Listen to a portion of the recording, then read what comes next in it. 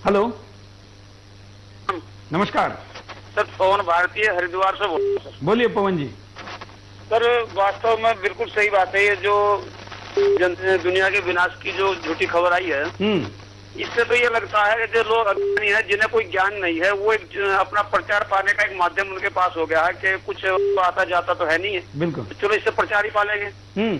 लेकिन सर इस पर इतनी, और वो ऐसे देशों से, यूरोपियन कंट्री के, वहाँ से ये खबर आई है जहाँ कहते हैं कि वहाँ विज्ञान बहुत तरक्की कर गया है, और इतनी तरक्की के बावजूद भी ये लोग इस तरह की झूठी और मनगढ़ंत अंधविश्वास वाली खबर वहाँ से आती है। पवन जी, आपको मैं बता दूं कि हम भारत के लोगों को विदेश में कहा जाता है कि ये नाग सांप काले जादू का देश है, लेकिन आप यूरोप में जाइए, यूएस में जाइए, दुनिया के जो विकसित देश, तथाकथित विकसित जो देश है, इनके यहाँ पर आज भी भूतों का भय सबसे ज्यादा है।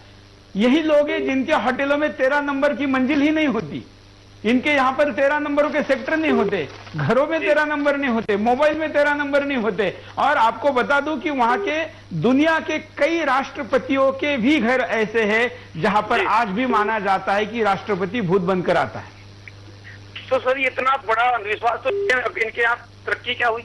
बिल्कुल, क्या तरक्की हुई, यही तो सवाल है। और हम भारत में तो आध्यात्मिक दृष्टिकोण से और ऐसे दृष्टिकोण से तो इनसे कई ज्यादा प्रगत है।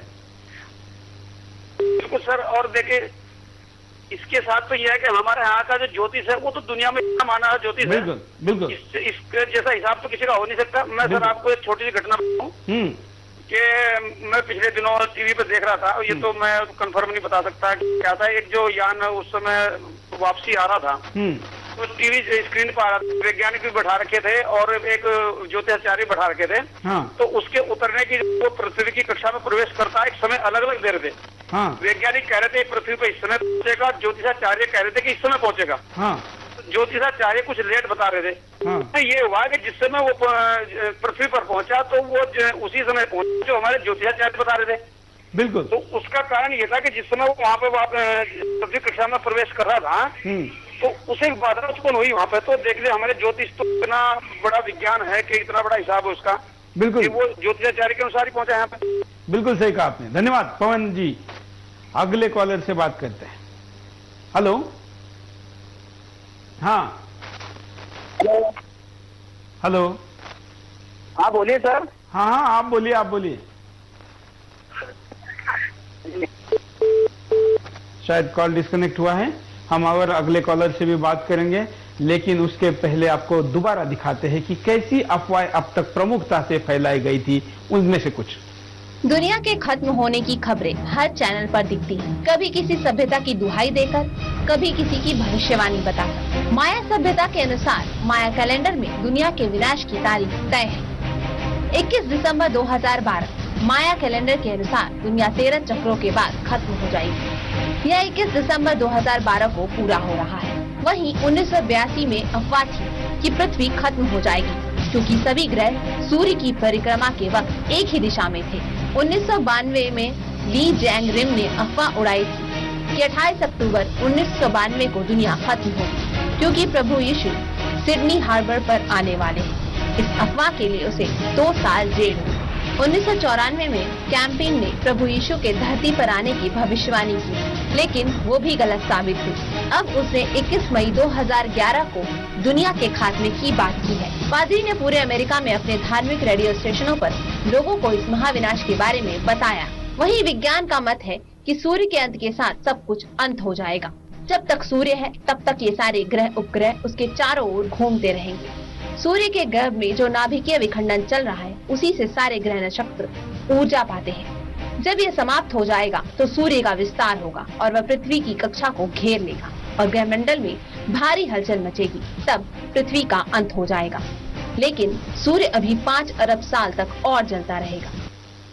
ये तो कुछ वो ही अफवाह है जो दुनिया भर में फैली थी, और भी कई ऐसी अफवाहें हैं। इनकी सबकी संख्या अगर लगाई जाए तो घंटे भर का कार्यक्रम भी छोटा हो जाएगा।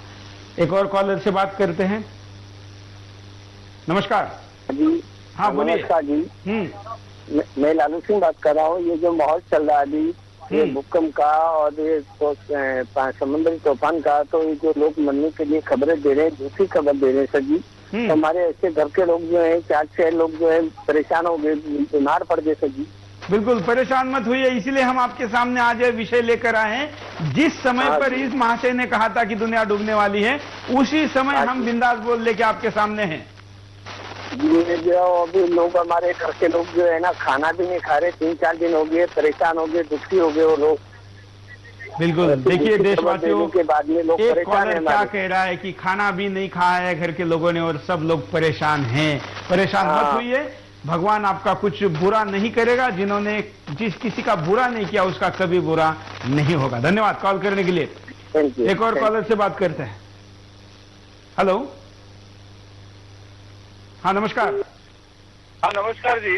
हाँ मैं परभनी से बोल रहा हूँ, विठल सिंह चार। हाँ मैं ये बात कहना चाहता हूँ, कोई एक सरफेरा कोई एक ऐसा कुछ भी न्यूज उठाता है और उसको मीडिया इतना उसको महत्व देता है, तो ये मीडिया की जवाबदारी नहीं है क्या? बिल्कुल है। इसी तरह ऐसे झूठे खबरों को रोकना ये पहला मीडिया का काम है और लोगों में इसके लिए कुछ अवेयरनेस लाने की जरूरत मीडिया को है। तो मैं तो समझता हूँ कि ये जो पूरी जिम्मेदारी है ये मीडिया की जिम्मेदारी है कि इस तरह के जो लोग हैं इनके बातों को इतना बड़ा हवा देने की जरूरत नहीं है। बिल्कुल धन्यवाद। हम आपको उपाय दिखाते हैं कि उपाय क्या हो सकता है, ऐसी घटनाएं बार बार ना हो, इसलिए उपाय। ऐसी घटनाएं सदियों से बार बार सामने आती ही रहे, समय समय पर उन पर उपाय भी किए जाते रहे और अब भी कुछ प्रमुख उपाय ऐसे हो सकते हैं। ऐसे समाचारों को फैलने ना दें। जहां भी जब भी आपको ऐसे समाचार पहली बार सामने आए उसी वक्त उसे रोकें, फैलने ना दें। पुस्तक प्रकाशक ऐसी अफवाहों के आधार पर अपनी बिक्री बढ़ाने के हथकंडे बंद करें। टीवी चैनलों के कारण ऐसी अफवाहों को सबसे ज्यादा प्रसिद्धि मिलती है और एक कारगर उपाय यह हो सकता है, सरकार ऐसे लोगों पर कार्यवाही करे, आर्थिक तथा प्रतिबंध जैसे दंड को लगाए। ये उपाय है। एक आखिरी कॉलर बिंदास बोल के लेते हैं, देखते हैं वो क्या कहते हैं। नमस्कार। हेलो। हाँ हाँ भाई साहब, मेरा कहना है ये इस तरह की जो अफवाहें फैलाते हैं इनको इस अपराध के लिए कोई दंड वगैरह क्यों नहीं दिया जाता? बिल्कुल उपाय में हम यही बात कह रहे हैं। तो ये लोगों का जीना दुभर कर रहे हैं। बिल्कुल सही कहा आपने, कार्रवाई होनी चाहिए। इनको क्या कड़ी से कड़ी सजा दिलवानी चाहिए मेरे हिसाब से तो। बिल्कुल धन्यवाद। हाँ, हमने आपके सामने आज ये विषय रखा, काफी आपने अच्छी प्रतिक्रिया दी। हम ये हमेशा ध्यान रखें कि जब हम किसी विषय को लेते हैं तो किसी दूसरे विषय पर अन्याय न हो, इसलिए हमने आज आपके सामने भारतीय ज्योतिष का पक्ष लिया, क्योंकि भारतीय ज्योतिष ने ऐसा दावा कभी भी नहीं किया है और कोई तिथि ऐसी नहीं बताई जिस पर दुनिया खत्म होने वाली है। हाँ, ये जरूर कहा है जिसको हमने हमेशा याद रखना चाहिए, वो ये कि दुनिया भली ही जीती रहे, अगर आप गलत काम कर रहे तो आपका विनाश तय है। इसलिए हम अपने आप को अच्छे कामों में लगाए और ऐसे बुरी अफवाहें फैलाने वाले लोगों से दूर रहे। इन घटनाओं को बताने वाले लोगों को वहीं पर रोके और इनसे डरने वाले लोगों का हौसला बढ़ाए। सरकार क्या करे देखे जाएगा, लेकिन हम क्या कर सकते हैं इस पर जरूर सोचना और कार्रवाई करने की जरूरत है। आज के लिए इतना ही। जय हिंद।